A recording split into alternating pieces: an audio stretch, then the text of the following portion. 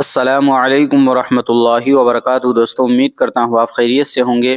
میں ہوں محمد مقصود قاسمی اور آپ دیکھ رہے ہیں باغ مدینہ یوٹیوب چینل۔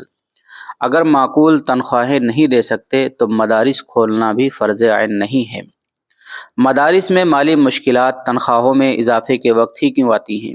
دیگر فضولیات، نظما و ارباب اہتمام کے شوقیہ اخراجات و اسٹینڈرڈ لائف گزارنے میں کیوں معاشی تنگی نظر نہیں آتی؟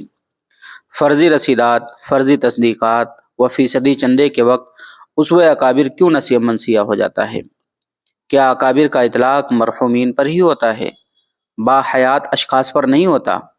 دارالعلوم مظاہر العلوم ندوۃ العلماء کے موجودہ اکابرین کی تنخواہیں بھی معلوم ہونی چاہیے، اور جس دور کو آپ اسوہ حسنہ مان رہے ہیں، اس دور کے مدارس کے حالات اور آج کے مدارس کے حالات معاشی اعتبار سے بالکل مختلف ہیں۔ آج ماشاءاللہ مدارس میں مالی فراوانی ہے، خوبصورت و دیدہ زیب عمارتیں ہیں، بہترین ٹائلز و پتھر فرش راہ ہیں، تیز رفتار و آرام دہ گاڑیاں سفر کے لیے دستیاب ہیں، عمدہ کھانا کھلایا جا رہا ہے۔ ایسے حالات میں کیا صرف مدرس کی ہی مظلوم شخصیت کی تنخواہ میں اضافے سے مدرسے کی معیشت کمزور ہو جاتی ہے؟ اگر مدرس سے بہترین تعلیم و عمدہ نتائج کے خواہش مند ہو تو پھر اسے معقول تنخواہ دینا از حد ضروری ہے، تاکہ وہ فکر معاش سے یکسو ہو کر طلباء کی پوشیدہ صلاحیتوں کو اجاگر کرنے کی خوب تر کوشش کرے۔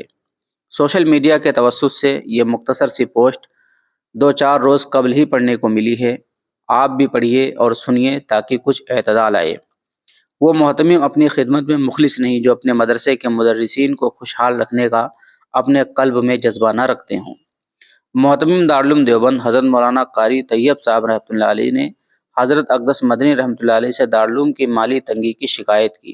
حضرت نے فرمایا، اساتذہ کی تنخواہوں میں اضافہ کر دو، اس لیے خدا را معقول تنخواہ کی ترغیب اور قلت تنخواہ پر ترغیب جاری رکھیں۔ محمد سفیان قاسمی سہارنپوری، مدرس مدرسہ اسلامیہ حسینیہ اگوان پور میرٹھ۔ تو دوستو، یہ تھی آج کی مختصر سی تحریر جو تنخواہ سے متعلق تھی، اور تحریر بے شک بہت ہی مختصر تھی، لیکن اس کے اندر جو چیزیں بیان کی گئی ہیں وہ بہت ہی قیمتی تھیں۔